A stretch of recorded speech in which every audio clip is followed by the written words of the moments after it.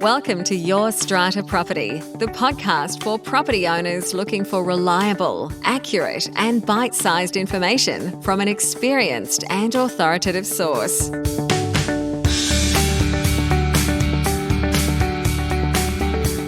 Hello and welcome. I'm Amanda Farmer and I have with me today Reena Van Alst from Strata Central. Hey there, Reena. Hi, Amanda. How are you? I'm good. How's your week in Strata going? Actually, it's been quite good this week, pleasantly, surprisingly. Strata managers work so hard, Amanda, as you know, and so having a good week sometimes is a luxury. Something to celebrate, that's for sure. We're recording this on a Friday, so I hope that you're taking some time to yourself this weekend. I do know you, Reena Van Alst. I do know that you find it hard not to be working on weekends. Yeah, well, I think it's fine. It's a good time to catch up sometimes without all the same volume of emails coming in. So I think for most managers, getting our emails under control is one of our biggest challenges. Yes. Well, I know you have a specific challenge for us this week to share. Let's jump on into that one. Yeah, so this week, Amanda, I just thought I might bring up the issue of Google reviews and strata management companies. Because I understand that being out there in the world, Google is a forum that many owners like to use. And I think that what we're finding collectively, and not just myself, but other managers that I've spoken to, is that most people sometimes when they're upset about something, they'll put a negative review, even though it could be relating to levy arrears. We've had one where someone wasn't happy with the cost of a key. We've had a tenant that wanted an NBN connected and it took a while because of the issue relating to the access to the MDF room, which we couldn't get because if you remember they had the key was away, etc. And I think what happens, humans are wired to focus on the negative. That's sort of our inherent genetic makeup. So someone could do 10 good things, but the one bad thing that they do is really front and foremost in your mind. And what's happened now, I think, is that strata managers have had to really ask their clients to put a good review, even though people don't normally do that. So you might notice some people have it on their email footers. Some people have actually told me, well, Reena, when someone does a negative review, then you need to go out to your clients and ask the ones that are happy with you to at least counteract that. And so I just thought I'd just put that out as a challenge, I think, for many strata management companies. I spoke to one of my colleagues yesterday and there was a lady who didn't get her levy notice and then she put a negative review on the strata manager's website because she was obviously charged interest and an arrears fee and then was quite upset about that because she'd always paid her levies on time, apparently. And then the committee said, well, that's not really our issue if that's the case. You know, it happens to all of us. And on this occasion, they didn't want to waive the interest or the arrears fee. So, yeah, just thought I'd just raise that as a challenge, I think, in this day of Google and social media and the impact it has on people. And sometimes that could be an unfair impact when the people that are upset sort of outweigh all the people that are happy with. And if there's an issue, I think there's a way I think of approaching it, and it's dealing with the company directly or with the principal. I think trying to tarnish someone's reputation publicly sometimes can be a spiteful way of dealing with an issue. Yeah, definitely. It is such a hard situation for you as strata managers because you wear a lot of different hats. The role that you play is often misunderstood. Expectations are not necessarily in line with reality. We've been talking about that a lot lately on the podcast and on our live chats. And when the building makes a decision that might be unpopular, it often comes home to you and you bear the blame for that. Look, I have assisted strata managers in situations where there have been defamatory comments made about them, quite obviously defamatory comments made in public forums. And you're absolutely right. The guidance that I tend to give at the end of the day is, look, the best way to combat a bad rap is with a good rap, especially when we're talking about social media and online reviews and that space generally. So I think it is a great idea that strata managers are encouraging their clients to give those good reviews if they are happy, and just that act of checking in with a client saying, hey, are you happy? And having that conversation about the way the service is being received is a great thing to do. It's something perhaps businesses weren't doing as much years ago and now are being forced to for this reason. And I once heard, I don't know where I heard it, but it's probably a well-known saying now, that we should write the good and tell the bad. And that's to your point, Reena, that if you've got a problem, pick up the phone and have a conversation with your strata manager about it, because there's bound to be layers to this issue. There's bound to be nuances. There's bound to be background information that you don't know. And having a conversation is often the best place to start. If not a conversation, then a short email seeking further information or asking why perhaps this might have happened. Jumping straight on to an online forum, whether that's Facebook, whether that's Google, should never be, I think, your first step. If you're an angry customer, gathering some more information is always the best next step.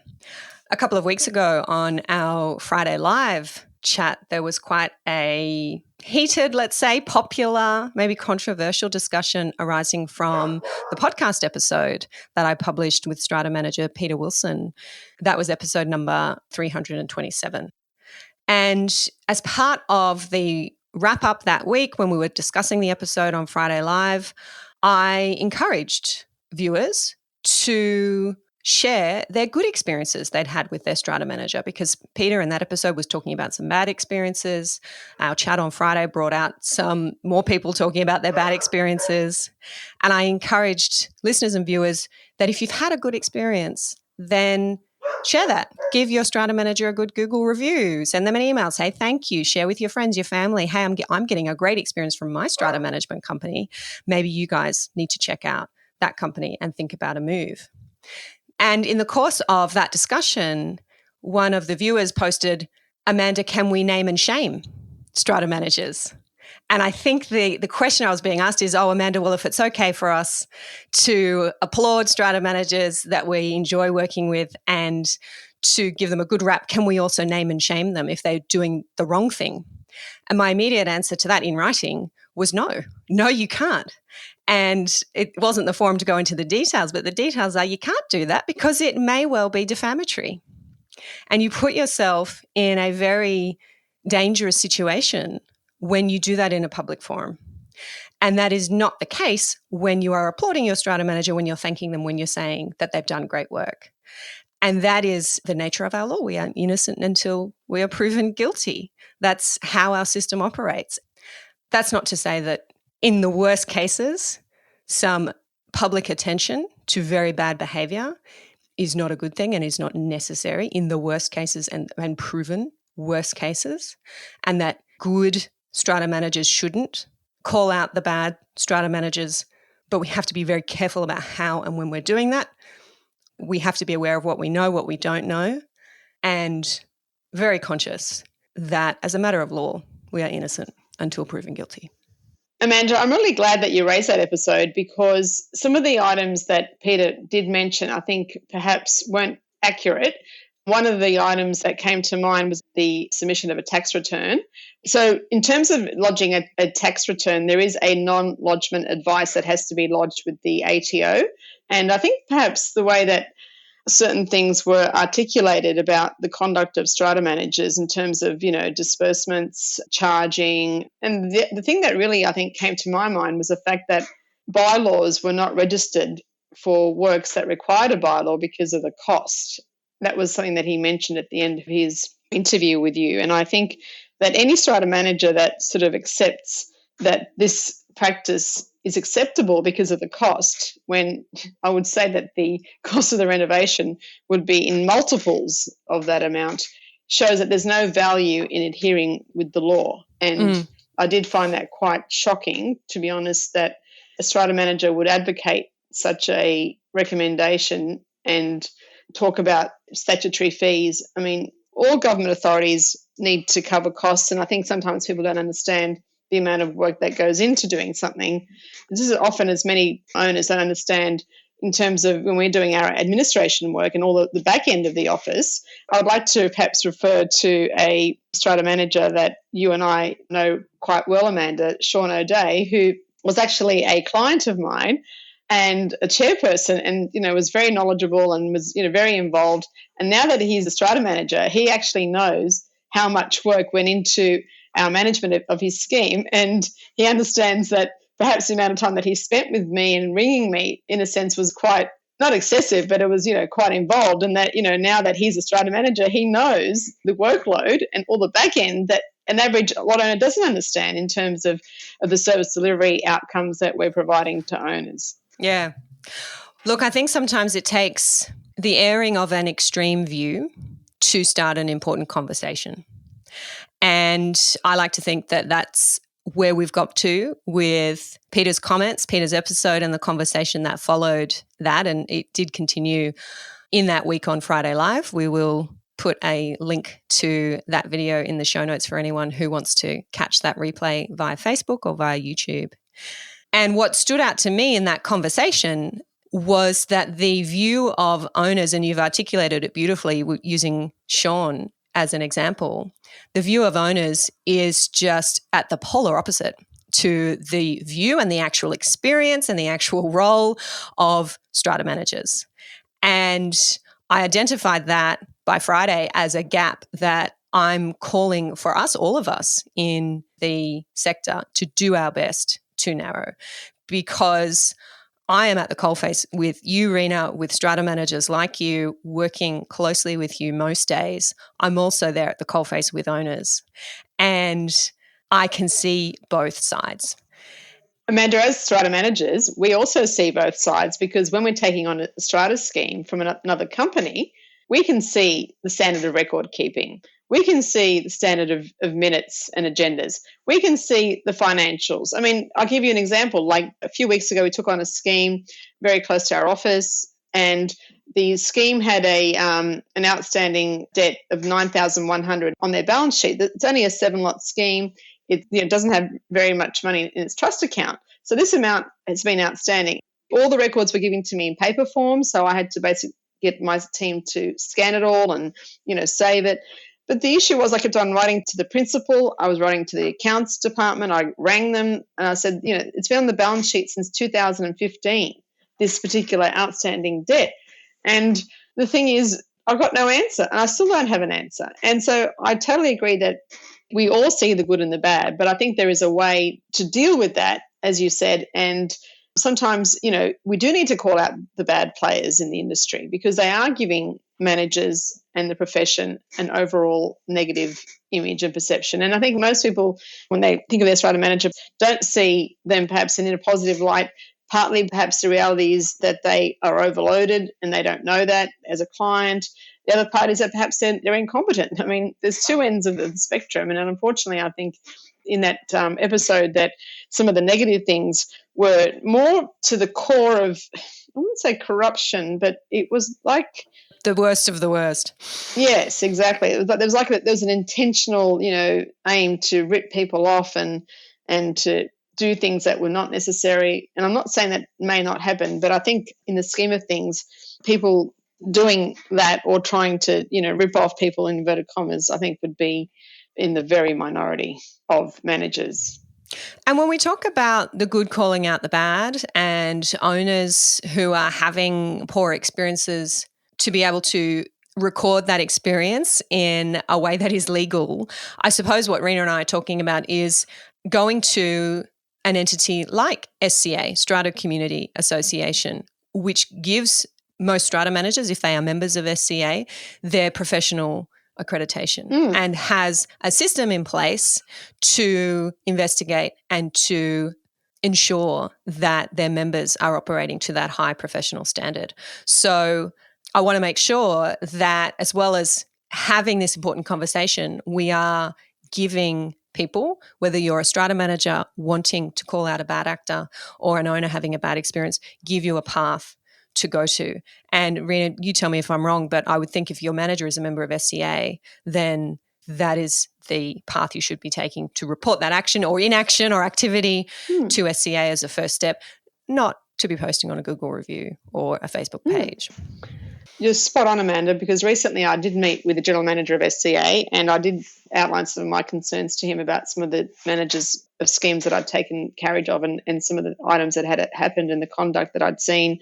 And he said to me, Reena, please report that management company to SCA, which is an avenue I hadn't thought about, even though I probably should have thought about it. But I think now this is a good forum, Amanda, publicly to remind other management companies that if there is an issue or an owner, there is another way if they are a member of SCA to try and deal with it and seek resolution. And Excellent. And we will put a link to the relevant part of SCA's website in the show notes for this episode for anyone who wants to investigate that avenue further. Now, Reena, usually I share my challenge for the week also, but we've actually really dived into what I wanted to raise, which was to ask you your views on my chat with Peter Wilson and some of the conversation that's happened since then. So I think that is well covered. If you don't mind, we can shift into your win for this week. Yeah, so my win, Amanda, is an NCAT application that had been submitted by an owner who, this is probably, I think, his second or third one actually. And each time, the first time he withdrew it because he was told that he had to prove his assertions and allegations. And unfortunately, he seemed to not be able to do that. On the second occasion, it related to an exclusive use area where the owners corporation had to undertake remedial works. There was been dampness in the ground floor apartments for quite some years now. And basically, many types of remedial protocols were investigated, and it was then decided that we would actually install a damp course to try and get the water away from the building. You know, it's a 1920s building that's been renovated and that's been, rendered, etc. Anyway, and so of course we had to take out some trees that were along the boundary of the area that required excavation, and the owners corporation didn't end up doing that. He took them out himself, and before we even had a chance to undertake that work, the trees they were sort of larger trees, and unfortunately the owners corporation, when it had to then reinstate the area, could only find trees that were of a younger and very much thinner appearance, and of course he wasn't happy with that and ended up going to the tribunal, and the owners corporation was successful. The only thing that our engineer had advised, we should only put 4 trees, but he wanted 6 trees, and the tribunal had recommended that we reinstall 6 trees as opposed to 4. But I mean, the amount of money that it was actually expended in legal fees and our fees and time appearing at the tribunal, all the back and forth communications, and it just shows, I think, back to the point that I think we made in another episode, when the owners corporation can reinstate common property or property of an owner when it's undertaking its statutory obligation, and it can't be dictated to as to how it does that. So we tried our best as an owners corporation to buy the trees, the same species, but we couldn't buy them at the same height and fullness that obviously had been the case when he'd bought them so many years ago and they had been planted. So we were very happy that the tribunal found in the owners corporation's favour, that it also agreed with the various cases that we had outlined in our submission. And it was just one of those things that, in a sense, reinforces the tribunal's powers and the act in terms of restitution of damage to lot owner or common property. Good result. Were there lawyers involved in that case? Well, we didn't get leave to have lawyers because it was only about 4 trees. But it's always only about something until the months pass and then the 3-day hearing is set. Exactly, but we did engage lawyers to prepare a submission. I did an outline of the events, and I engaged the engineer and got a report. Unfortunately, one of the community members who was involved and saw some things he was actually overseas, so he wasn't able to assist with the submission, but he was present at the hearing. But unfortunately, Amanda, our lawyer then got COVID, so then we had to get another lawyer, and so I had to start all over again. And it was like, but then, so it was one of those things that became bigger than what it needed to be because of COVID and its impact on that case. Well done on getting that one resolved for both sides. Another example of the weird and wacky, wonderful, wild world of a strata manager. Exactly. Trees. Trees, yeah. My win for this week, I'm sharing the experience of one of our members in our community. Her name is Melissa. We had a call together a couple of weeks ago, and that's one of the benefits that our members enjoy. They have access to a 1-hour one-on-one online call with me. And in that call, Melissa was quite concerned about getting her bathroom renovation approved. And she had a general meeting coming up the next week. She had a motion on the agenda, a good, strong bylaw that had been put together for her, not by me. And she was seeking my views on, Amanda, how do I encourage the owners to pass this bylaw and to support my renovation. I'm a little bit concerned because there's been a lot of building work going on around the building lately, and some owners might be concerned about the noise that's going to be happening.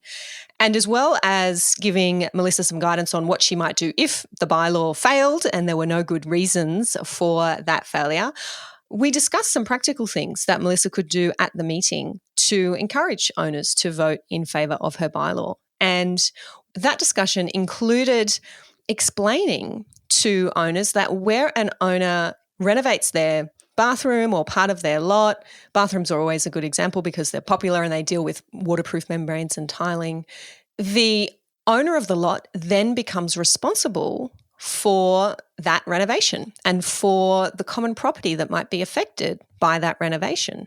So Melissa's going to lay a nice new waterproof membrane, nice new tiles.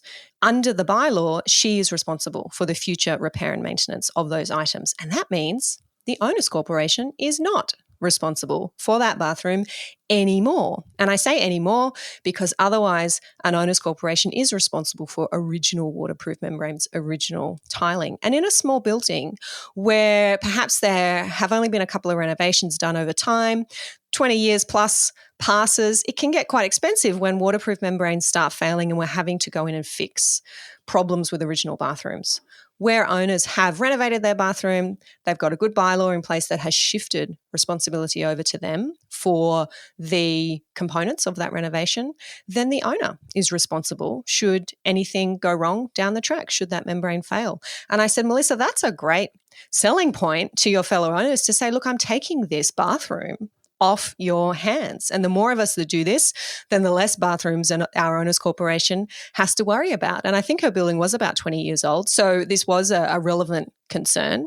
And happily, she reported to me the week after that the bylaw had been made, the motion had passed, and she will be moving ahead shortly with her bathroom renovation. So I thought I'd bring that to the podcast. It's not a way that I always think about bylaws or encourage clients or others in my community to campaign in favour of their bylaws, but I thought, if I do say so myself, that's a pretty good angle. I love that, Amanda. I mean, to me, it's really a no-brainer. I mean, I can't understand why any strata scheme would not approve a bylaw that's actually going to save them money in the future. And I mean, I've got at the moment quite a few of them happening all at once. So, and it's lucky, I think, for some owners when one person's applying and then I say, well, get a bylaw, then another one's applying. And I said, well, now we can share the cost between the two. And we try and do them by, for most people, the most cost-effective way is to have pre-meeting electronic voting because obviously there's no time factor. But then again, sometimes that can be counterproductive if people have the view that you were mentioning perhaps, so people may not want to approve it.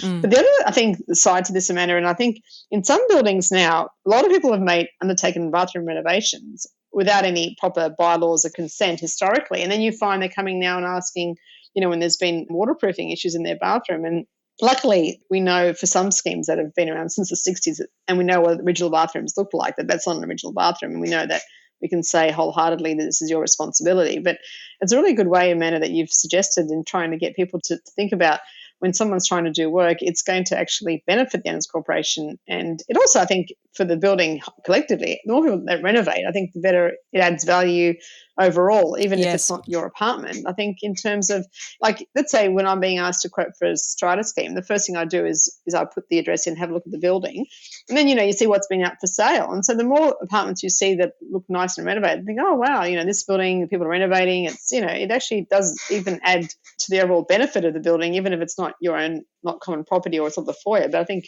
in terms of value, I think it shows that, people in this building are renovating and they are wanting to improve the building and improve their apartments. And looking at average sale prices across the building and looking at those doing what we can to make sure that those are nice and high definitely increases the value of everybody's investment. Exactly. Excellent. And I just wanted to sneak in another win before we wrap up. We have a review over on Apple Podcasts for this podcast, Reena, and I wanted to share it here with everybody. That's a promise that I made a while back, that if you pop over to wherever you listen to this podcast, whether it's on Apple Podcasts or on Spotify, and give us a review. We generally like 5 stars, having talked about reviews. then we would love for you to do that. The more great reviews we have, then the more people we can reach with this important information about how we can improve strata living. So this review, I don't have a name. I have a series of letters, which I'm not going to bother to read out, but I think this person was happy to remain anonymous. They will know who they are. They say that the podcast is practical and relevant. Working as a strata manager since 2004, I have experienced a vast array of different challenges. I have to say that Amanda does a fantastic job in providing relevant and practical explanations on the many varying topics in strata and community living. This podcast is certainly one of my main sources I go to and do recommend. So thank you very much to the Strata manager who has given us that review. It is most welcome and we are happy to help. I think this episode's been a good one, Reena. We've covered a lot of ground. Yeah, well, I mean, on that point of your nice recommendation and review in Apple Podcast, I've had several managers come to me and say, Reena, we're really happy that you're on the podcast with Amanda because you share many of the experiences and challenges that strata managers deal with, and a lot of the cases and a lot of challenges that we've come across and we didn't know how to deal with it, and you've given us insight and advice on how to deal with them. So, yeah, I think it's and great. And she keeps Amanda in line. Is that what they say to you? We're so glad you're there, Reena, to keep Amanda in line. Well, it's funny because another strata manager, Amanda, who I don't really know, but the building came to me from him because there was some changes in his office and he decided not to re-engage and manage a particular strata scheme, recommended me to a lady who rang me yesterday actually and said that we've been told that you have this podcast and you work with a very strong female lawyer. So that's it. Exactly. So I thought, wow, strong female lawyer. Yeah, I do my Pilates every day. Yeah, I'm strong. You should see these biceps. All right, I'll let you go. We could laugh all day, everybody. Exactly. Thank you, Reena Van Elst. I'll catch you next time. Okay, bye, Amanda. Thank you for listening to Your Strata Property, the podcast which consistently delivers to property owners reliable and accurate information about their strata property. You can access all the information below this episode via the show notes at www.yourstrataproperty.com.au. You can also ask questions in the comments section, which Amanda will answer in her upcoming episodes. How can Amanda help you today?